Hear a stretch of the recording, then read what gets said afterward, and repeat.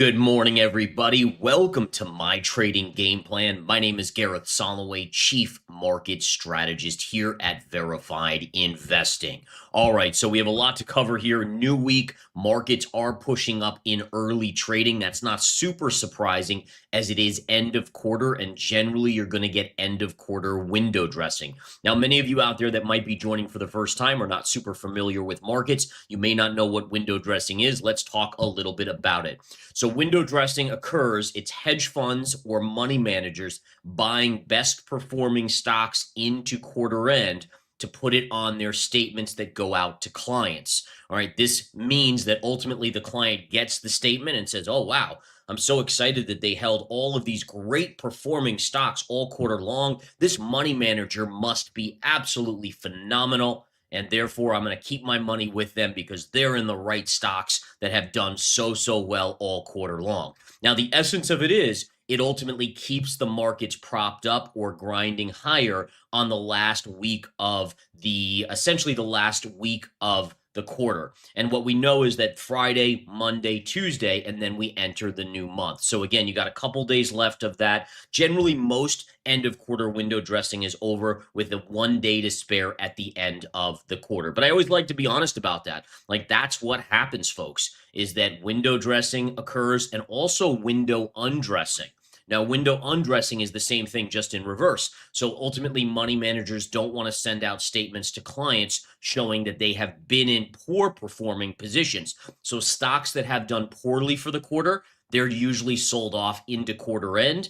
Stocks that have done amazingly well for the quarter are bought into the end of the quarter. All right, once the new quarter starts, it's a new ball game. And oftentimes, and this is important, guys, this might be the most important of what I'm saying right now. Oftentimes there's a reversion period where after you get the window dressing, there's kind of a void of buyers for a select group of best performing stocks, at least for the first few days of the new quarter. That would be something like Wednesday, Thursday, and Friday of this week, which also happens to be when we're going to be getting the jobs data out as well. All right, enough of that, guys. I just always want to talk about that into quarter end. Let's get right into the charts here and take a look. We have the S&P futures gently floating up all night long into this morning and continuing to float up. Right now, the S&P is basically up 0.5% going into the open, which is really amongst the higher range, right? I mean, if we talk about how the market has performed over the last week or month, it's very rare we're getting a 1% gain in the stock market, right? Really what we're getting is a 0.25%, a third of a percent, maybe a 0.5%. And that's what we're setting up to get today into quarter end. As of now, we're up a 0.5%. But the levels are the levels, right? And so what we want to do is we want to continue to monitor these two trend lines on my S&P chart. Okay, so the S&P chart, very clearly, guys, we have our longer term trend line going back to October of 2023. That gives us the base point of every pullback until Liberation Day, and the sell-off that followed took us down below that. And now the high end becomes resistance. So remember, in technical analysis, support. Once it's broken and confirmed below, it becomes resistance. Now, on the downside here, we have a very crystal clear trend line that has tagged 6 times. All right, 6 times is impressive. There aren't many trend lines that last for this amount of hits before they break. Generally, you're coming into a time count. All right, so a time count can be in play here. Let's watch this closely. But essentially what we have here is 1 hit, 2 hits, 3 hits, 4 hits, 5 hits, 6 hits. At some point, if this trend line breaks, that's where you would say, okay, now as a technician, we've broken this longer trend line of support. We would now expect further downside. All right, further downside to go. All right, so that's where we are on the S&P. On the NASDAQ, the biggest thing I'm following is this trend line, which goes back to the COVID lows in March of 2020. We can see, obviously, the bear market, we broke below it. And since then, we've actually hit it once, twice, 3 times. Interestingly enough here is that, you know, as a technician, I look at the range of the pullbacks, right? So we talk about, well, when we hit this line, what's the magnitude of the pullback? The first time we hit this line, we saw a 15% pullback in the NASDAQ right here. All right, that was that July to August 2024 drop. The second time we hit it was in December of 2024, and we kind of chopped around, and then we broke down with the Liberation Day sell-off for about a 25% drop. And so overall, my big question is, okay, ultimately, that's where we are watching here to see, do we get a bigger pullback on the markets off of this level? All right, so again, watching very, very closely here in the coming days. Now, as of today, we're going to be gapping up. The question is, do we hit this line or pierce it like we did here and pull back? The better view, in my opinion, is on the weekly chart, where you can see it's so crisp. You pierced it here on the weekly and got rejected right below. All right, now we're going to go on to the US dollar here. The dollar is pulling back today again, second down day in a row. Friday we pulled back off a little bit of resistance here. Notice this little trend line right through here. We rallied up off of the Fed rate cut, which put in the low, and we pushed up into resistance, and we've had 2 consecutive pullback days. Now, anytime you see the dollar pull back, generally that's going to be a positive for gold, also potentially a positive for Bitcoin and other commodities out there as well. Now, in terms of what I'm watching here is basically we're just going to follow this 98.60 level on DXY. Do we break above it? If we break above it, your next target would be about 100, maybe just above 100 right there. If we come down and we break this trend line, we're likely to go into what we would look at on the weekly chart is into that warning zone. The warning zone basically is telling us you're now within an area where if this ever breaks, we're heading way lower on the DXY, probably back to about 70. Imagine that, the DXY back to 70. Again, we have not seen that since the beginning of the financial crisis back in early 08. Okay, next up, we're going to go to the 10-year yield. The 10-year yield continues to hold above a major trend line here. We got a bounce, same thing over the last week or two. After the Fed cut rates, yields actually went higher on the long end of the bond. The question is, does that last, or are we going to put in a bear flag and eventually break down? I actually think we end up breaking down a little bit, but there are some cross currents, folks. One of the things that I was studying this weekend was that the gasoline chart is starting to look really bullish, and we'll talk about that in just a little while here. But what's scary about this is that gasoline potentially has 80% upside. If gas goes up 80%, you and I and all of us that are buying gas or trying to heat our homes this winter, things like that, it is going to be expensive and it is going to be inflationary. And that could be a wrench in the overall markets. Now, what's the cause of this? Well, the cause isn't a great overall economy. We know that. But the cause is data center power demand and the amount of GDP that is being added just by AI. All right. And this is kind of where it gets really messy for us, as you know, if you're like me and we're just, like average people in society, we're not necessarily benefiting from these, 12 square mile data centers that are being built. But you know what we are going to be affected by? When energy prices continue to rally higher, because of the amount of energy that these places are going to soak up. And again, folks, we're not talking about like one football field of a data. These things are massive. Like literally you need a car to get from one side to the other of these data centers that are being built. And the amount of energy that one of these will soak up is almost the amount that Manhattan is using on a daily basis. And so now think about this. You pay for energy to heat your home or to, get electric into your home. All of those costs are going to start to go up in the next couple years till all these nuclear plants that are now under construction are finally online. And so again, we talk about inflation pressures. This could be a big one, and not just a big one, but a big one for the economy or for the common person that is going to feel the pinch at the pump and in their house. Again, folks, this is some big stuff here, and it does need to be kind of checked by government officials, in my opinion. All right, in any case, guys, we'll talk about the UGA chart in just a bit. Just a couple charts I wanted to go over. This is a really interesting chart on Goldman Sachs. Goldman Sachs, look at how the topping tail, so this is what we call a topping tail in technical analysis. It's a bearish reversal signal. It's kind of what we call a blow off top, where then the sellers or institutional sellers come in and pound it down, and you get a close in the lower distance here or the lower zone of the chart. So it's a bearish reversal signal. But what's fascinating about this chart is that you also have this trend line that the topping tail at the high tagged.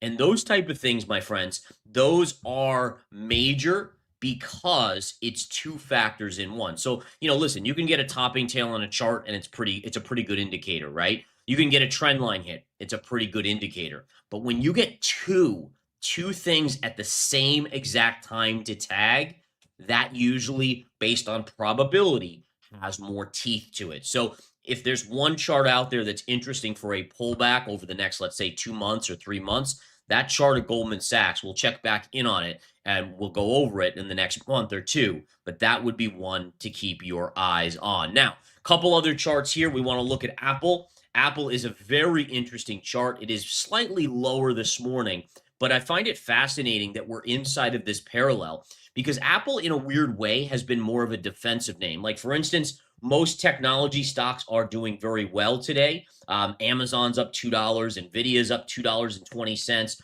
Tesla's up $6.50, right?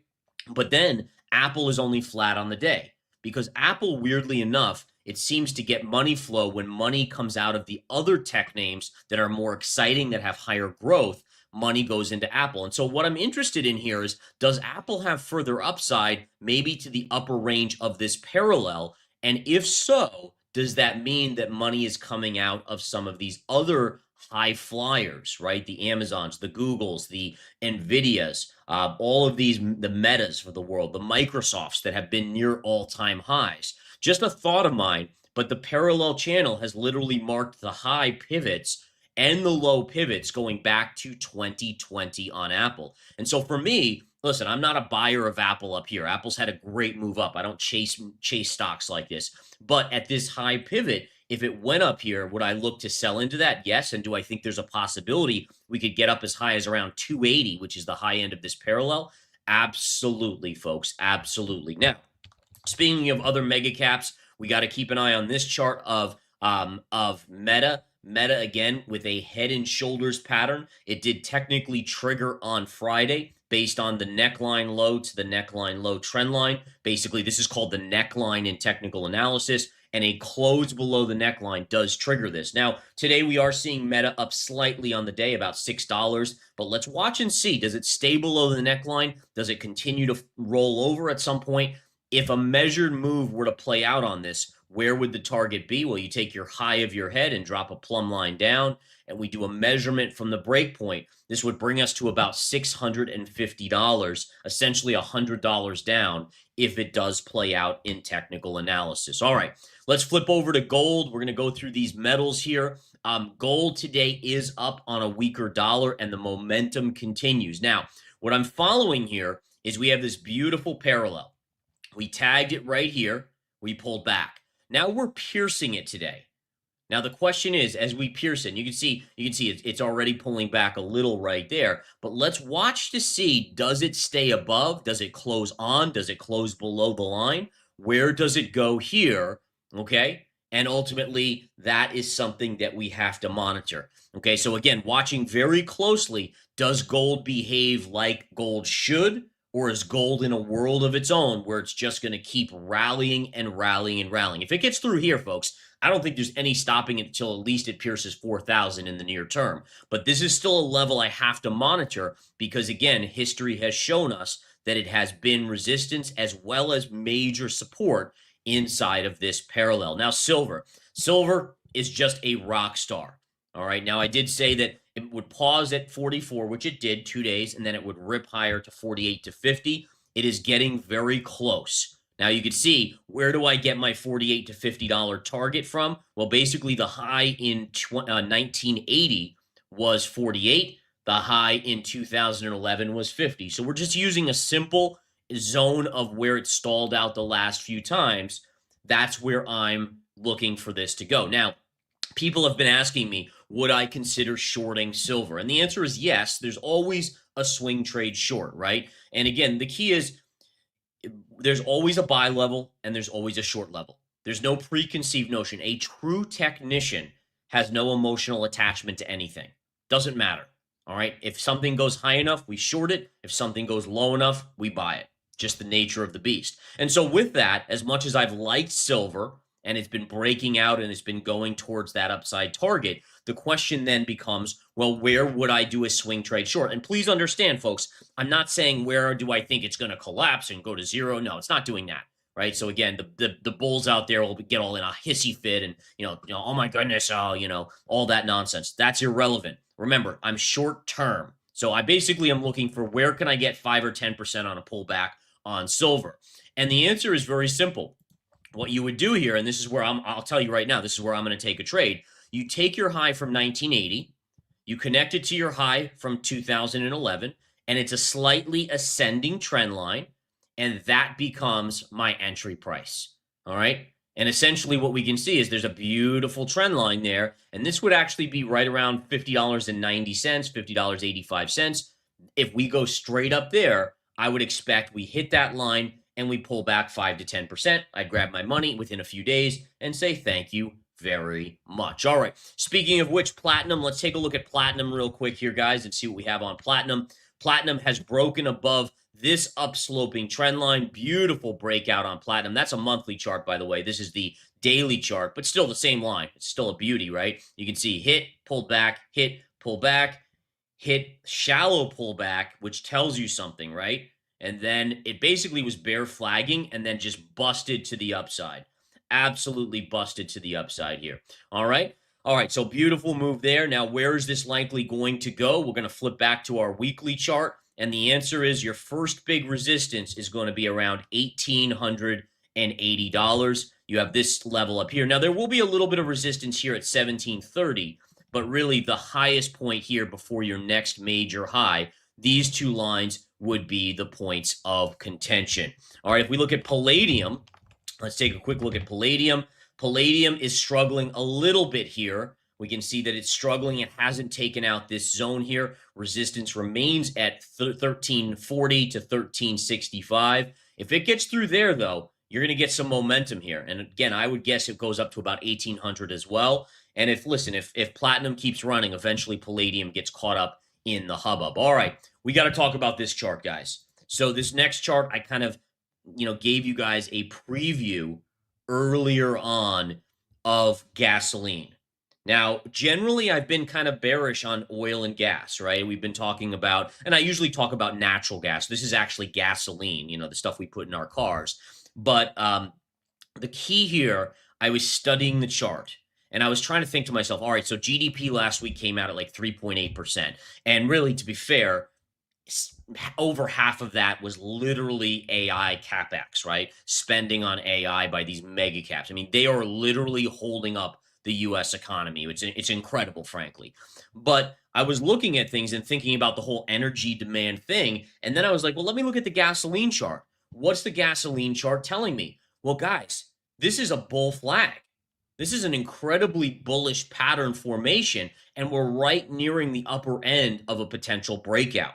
And so listen, could a bull flag fail? The answer is, of course, any bull flag can fail, any bear flag can fail, and the failure would be any break below this area down here. But if we break here, we could be on a trajectory for major upside. All right. Now, again, the reason why that to me is scary more from an economic standpoint is it's inflationary. And if gas is going up, probably oil is going up. Natural gas is probably going up. But ultimately, again, this chart is very similar. And I hate to draw this comparison, but if you remember, gold kind of had this move up. And then for a long period of time, for multiple years, it just stalled out below 2000 before it made almost 100% move here. Very similar price action, very similar consolidation. In fact, if we go back to gold, I'll show it to you right here.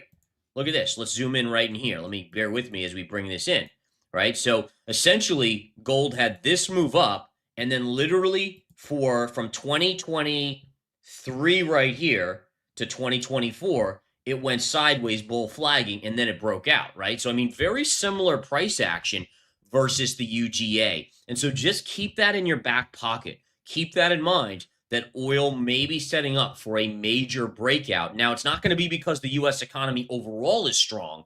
We clearly see it's not. But again, the energy demand from AI is massive. And more data centers from other countries will be coming online over the next couple years. And there's going to be a massive power drain on the grid, essentially. And that's going to force prices up for you guys, for me, for everyone else. We're going to be paying for these data centers essentially via energy costs. Really crazy stuff. All right, oil. Let's go back to oil here. Oil's down a little bit. So far, the oil chart is not as bullish as gasoline. So now listen, if oil breaks out above this level here around 67, then I think it can go back to about 77, and we'll have to monitor that. There's a longer-term downsloping trend line that I just continue to kind of keep an eye on. But really, at this point, the gasoline chart is much, much, much more bullish than the oil chart as well. Okay, and remember, folks, chart analysis is pure in that it is what it is. Listen, it would be cool if oil was confirming gasoline or what. It isn't right now. We'll have to monitor that and see if it changes. But again, charts are charts. They are what they are. My job is to translate that and talk to you guys about what the charts are telling us. All right, quickly, let's look at natural gas, and then we'll jump over to Bitcoin. Natural gas continues to trade in a tight range here. We'll see if we can get a breakout here to the upside. We'll watch and see where that goes. Okay, next up, let's take a look at Bitcoin. Now, Bitcoin had a nice move here, guys. All right, now Bitcoin, again, on Friday, or was on, Thursday, it triggered a head and shoulders. It has now technically negated that for the time being. We'll continue to watch this neckline. And Bitcoin, again, on Sunday, which is kind of interesting that on Sunday it had this big surge, again, on the weekend. But nonetheless, it pushed back up. Now, does that negate the overall pattern formation? I'll show you guys something I'm following here. Look at this. So one thing I'm keeping a close eye on, there's a downsloping parallel starting to form here. And look, if we just extend this out, look at that. Look at the beauty of that, guys. It's literally just holding between, here's lows, lows, lows, and high. And so if you're a bull, what do you want to see on Bitcoin? You want to see a break of this trend line. You get a break of this trend line, I'd go back to, okay, new all-time highs we're going to likely see. But right now, we're in a downsloping parallel. Your downsloping first support is going to be around 100,000, upsloping resistance around 116. So 116, I'll be monitoring very closely. If we break this 100,000 level, then we're heading down to this zone at 90, which was the calculated target of the head and shoulders. So listen, lots to go over here. Again, remember, end of quarter, next couple days, today and tomorrow, and the quarter's over. We then have the jobs data. Wednesday, we'll get ADP. Friday, we'll get non-farm payrolls. The markets will be looking for clues on those type of factors. How's the labor market? And then once we get into October, by October 10th to 15th, guess what? Earnings season. And I love earnings season because the volatility individually in stocks kicks up, which means trading opportunities. And I always give you guys great trades during earnings season in these game plans so that you guys can kind of piggyback off my levels if you so choose. All right, I got to get going to my trading room. Thank you so much, everybody, for tuning in. I will see you tomorrow. Have a good one. Take care.